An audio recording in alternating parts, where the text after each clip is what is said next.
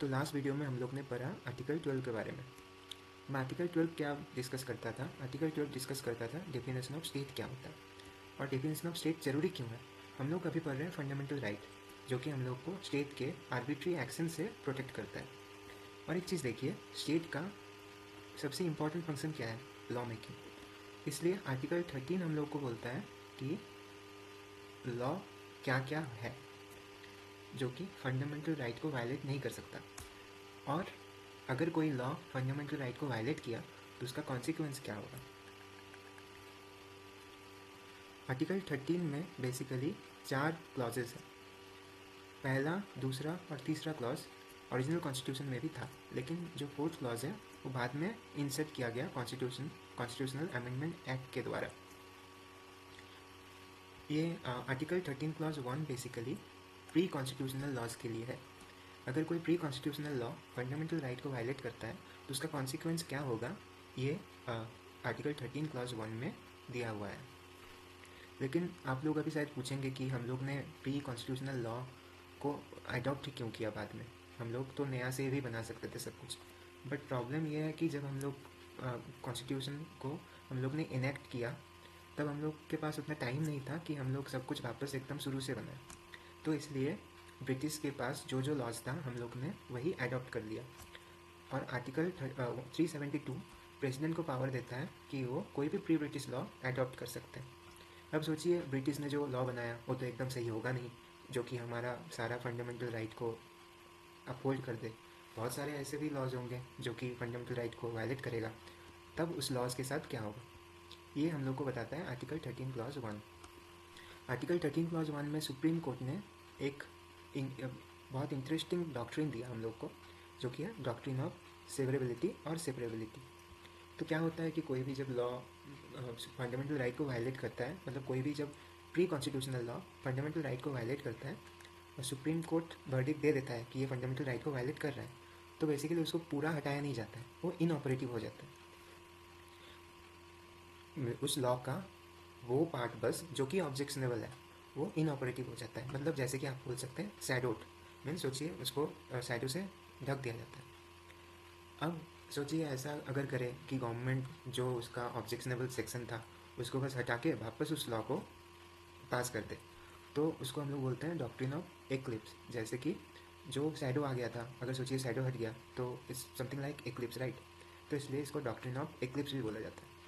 अब अगर हम लोग कोई सिंपल एग्जांपल ले लें तो हम लोग को शायद सबको पता होगा कि सेक्शन 66A बोल के कुछ होता था आईटी एक्ट में, जो कि fundamental right of speech and expression को वायलेट करता था। तो श्रेया सिंगल केस में सुप्रीम कोर्ट ने इसको इनऑपरेटिव करा दिया। तो वैसे बहुत सारे एग्जांपल्स भी है, जैसे कि प्री ब्रिटिश लॉज में हम लोग ने आईपीसी अडॉप्ट किया था, Indian penal code, criminal procedure code हम लोग ने अडॉप्ट किया था, जो कि अभी चेंज हो गया है, जैसे भारतीय न्याय संहिता आ गया है आईपीसी के जगह। तो ऐसे ही। तो हाँ, अब हम लोग आर्टिकल 13 क्लॉज 2 को देखेंगे। Article 13 clause 2 basically post constitutional laws के बारे में बात करता है कि अगर कोई post constitutional law fundamental right को वायलेट करे तो उसके साथ क्या होगा। अब एक चीज़ यहाँ पर इम्प्लिसिट है, अब ये डिसाइड कौन करेगा कि कोई भी post constitutional law fundamental right को वायलेट कर रहा है, तो ये डिसाइड करेगा जुडिशियरी। लेकिन एक इंटरेस्टिंग फैक्ट मैं अगर आपको बताऊं तो ये जो फंडामेंटल राइट है ये सब अपहोल्ड तो जुडिशियरी करेगा, लेकिन जो टर्म है जुडिशियल रिव्यू ये कॉन्स्टिट्यूशन में मेंशन ही नहीं है। ठीक है, ओके, कोई बात नहीं। अब हम लोग 13 क्लॉज 3 में जाएंगे। 13 क्लॉज 3 बेसिकली लॉ के अंदर क्या क्या आता है उसको डिफाइन करता है। तो law includes ordinance, order, by order, rule, regulation, notification, custom, या फिर कोई भी चीज़ हो जिसको लाइक जिसको फोर्स ऑफ लॉ है। ठीक है, मतलब जिसको हम लोग लॉ की तरह काउंट करते हैं, लाइक दैट। ओके, और सबसे इम्पॉर्टेंट सब क्लॉज 3 के अंदर जो है वो है क्लॉज सब क्लॉज 4।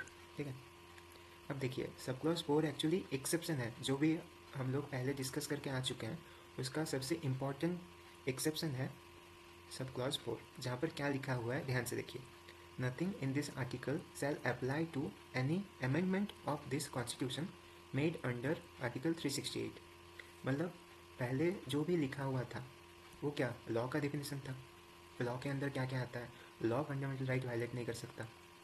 अब इसमें क्या लिखा हुआ है देखिए, nothing in this article shall apply to any amendment of this constitution made under article 368। मतलब आर्टिकल 360 के अंडर जो अमेंडमेंट होगा उसके लिए कुछ भी अप्लाई नहीं किया जा सकता। मतलब कॉन्स्टिट्यूशनल अमेंडमेंट एक्ट लॉ है ही नहीं। तो अभी आप लोग सोच सकते हैं कि गवर्नमेंट अगर ऐसा करे तो गवर्नमेंट तो कुछ भी कोई भी फंडामेंटल राइट अमेंड कर सकता है ना। तो इसके लिए एक्चुअली बेसिक स्ट्रक्चर है, वो हम लोग बाद में पढ़ेंगे। बट ये भी आप सोच सकते हैं कि जैसे कि कॉन्स्टिट्यूशन है, कॉन्स्टिट्यूशन मतलब कॉन्स्टिट्यूशन एक डॉक्यूमेंट है, राइट। जैसे जैसे सोसाइटी चेंज होता है, सोसाइटी का डिमांड चेंज होता है। तो सेम कॉन्स्टिट्यूशन जब बना था उसका कॉन्टेक्स्ट अलग था, अभी सोसाइटी बहुत चेंज हो चुका है, राइट। तो अगर सोसाइटी के साथ साथ कॉन्स्टिट्यूशन भी ना चेंज हो तो कॉन्स्टिट्यूशन एक फॉसिलाइज डॉक्यूमेंट बन जाएगा, राइट। तो आई थिंक या फिर यही है कि कॉन्स्टिट्यूशन को भी टाइम के साथ साथ बदलना चाहिए। तो इसलिए एक्चुअली स्पेशल पावर दिया गया है पार्लियामेंट को कि वो कॉन्स्टिट्यूशन चेंज कर मतलब कॉन्स्टिट्यूशन कोई आर्टिकल या चेंज या अमेंड कर सकते हैं, राइट। ठीक है। अब इसका जो इंटरेस्टिंग स्टोरी के बारे में मैं पहले बोल रहा था, अब जब ये डिबेट होने लगा कि फंडामेंटल राइट को क्या अमेंड किया जा सकता है, ये तो बाद में ऐड हुआ, राइट। 13 क्लास 4 तो बाद में ऐड हुआ। लेकिन जब ये डिबेट चल रहा था कि फंडामेंटल राइट को क्या हम लोग अमेंड कर सकते हैं, तो तब एक बहुत इंटरेस्टिंग केस हुआ, Golaknath versus state of Punjab, जहाँ पर जहाँ पर सुप्रीम कोर्ट ने बोला कि कॉन्स्टिट्यूशनल अमेंडमेंट एक्ट जो भी होगा वो लॉ का, उसको लॉ का दर्जा ही दिया जाएगा, ठीक है। तो अगर इसको लॉ का दर्जा दिया जाएगा तो वो चैलेंज भी कर सकते हैं उसको, तो फंडामेंटल राइट को वायलेट नहीं कर सकता। लेकिन इसको काउंटर करने के लिए आया 24th constitutional amendment act 1971 Indira Gandhi के टाइम में, जो कि इसको ऐड किया आर्टिकल 13 क्लास 4 को, सुप्रीम कोर्ट का डिसीजन को रिवर्ट करने के लिए, राइट। सो ये बहुत अच्छा स्टोरी था एक्चुअली एक। अब इसमें कुछ एक्सेप्शंस हैं कि क्या क्या फंडामेंटल राइट को वायलेट कर सकता है। तो पहला है कि आर्टिकल 13 क्लास 4 जो कि कॉन्स्टिट्यूशनल अमेंडमेंट एक्ट के थ्रू इंसर्ट किया गया है, और जहाँ पर है कि कॉन्स्टिट्यूशनल अमेंडमेंट एक्ट लॉ नहीं है तो ये फंडामेंटल राइट को वायलेट कर सकता है। दूसरा है शेड्यूल 9।